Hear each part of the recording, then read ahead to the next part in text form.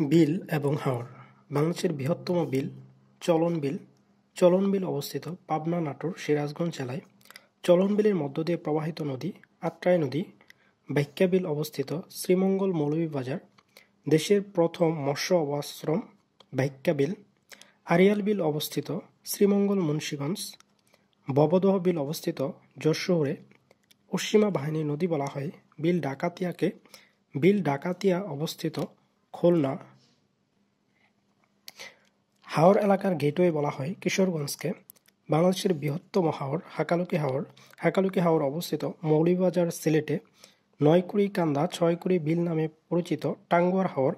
হাকালুকি হাওর অবস্থিত মৌলভীবাজার, হবিগঞ্জ জেলায়।